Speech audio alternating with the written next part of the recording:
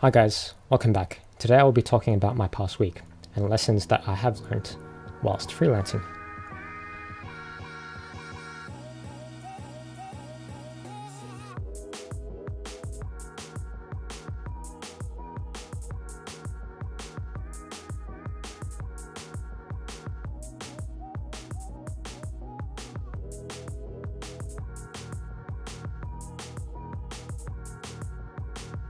I caught up with my friends last Sunday. Haven't met with them in a while, so catch up was due. We went to the city and found a pool table place to play some pool, and then we went to Papa Rich to have some food to eat. One of my friends came along wanting to start bodybuilding, so he was asking me some tips about it, though I'm no expert myself, so I gave him some of the tips I used to help me get in shape. At the same time, while we were conversing whilst playing pool, as the team switched turns, I also alternated the topic I was talking about with another friend that came along. This time it was on the topic of uni and business. He was studying Masters of Information Systems, and we were discussing the topic about doing something that you love, comparing that to doing something because it makes your resume look good. It was interesting because I had to remember each of the conversations and what we were talking about when alternating my conversation between my friends. When we were on our way home, we got caught in the hustle of the end of the day public transport, where things got hectic. There were track works, and everyone on my line had to go to the station Darling to get a bus to go to Oakley so that they could catch our train home, which added an extra 3 hours to our trip. But the good side of that was I was able to have a meaningful conversation with my friend. And that is the one thing I want to note.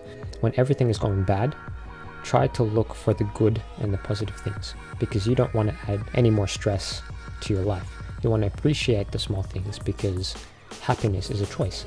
There was a lot of people that were upset because of the delays, which is fair because some people probably had certain schedules on, but in the end it was their choice to add the extra stress by dwelling on the fact that things did not go according to plan.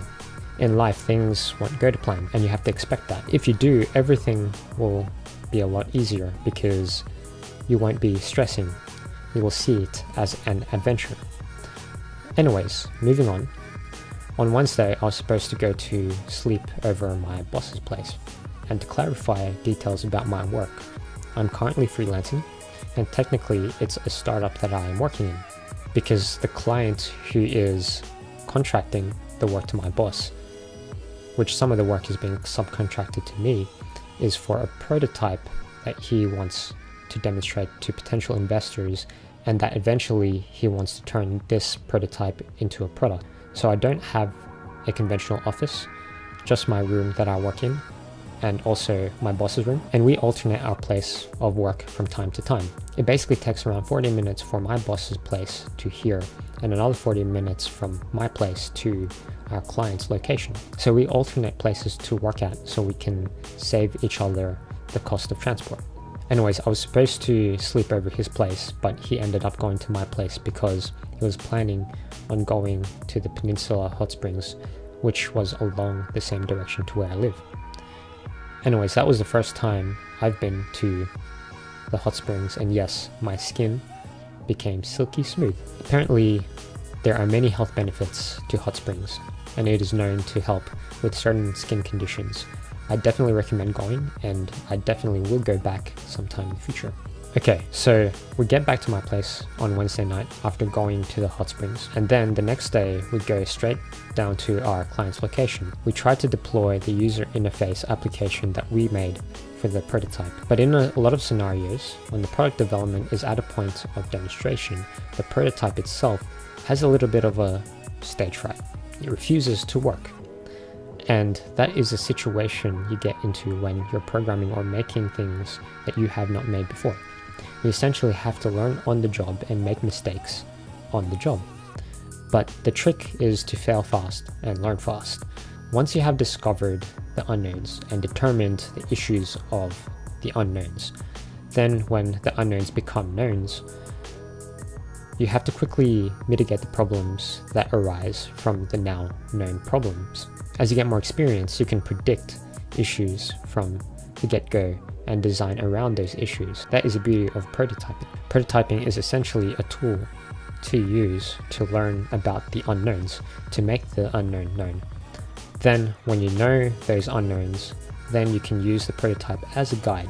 But essentially the prototype is meant to be thrown away.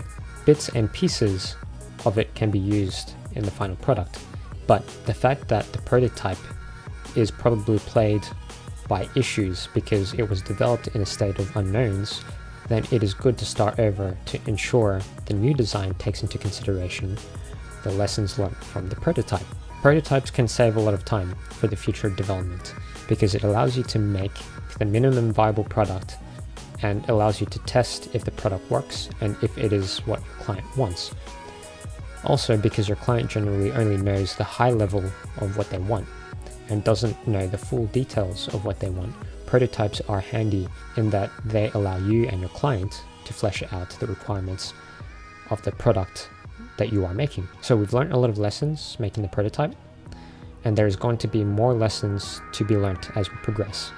One major lesson I've learned is that whenever you are working on a big project and big problems arise, don't be afraid to tackle them head on. A lot of the times people choose the easier subjects in school just because they can crank up their GPA. Some people choose easier subjects because they don't want to stress out in focusing on difficult problems. But the saying goes, anything good in life doesn't come easy. And the more you tackle harder problems, the greater your reward will be. You will become a better person as a result because harder problems allow you to grow faster and forces you to learn quicker. It is like a muscle. To make it grow big fast, you have to carry a lot of weight and force your muscles to carry a heavier weight so that they can grow faster and be forced to grow faster.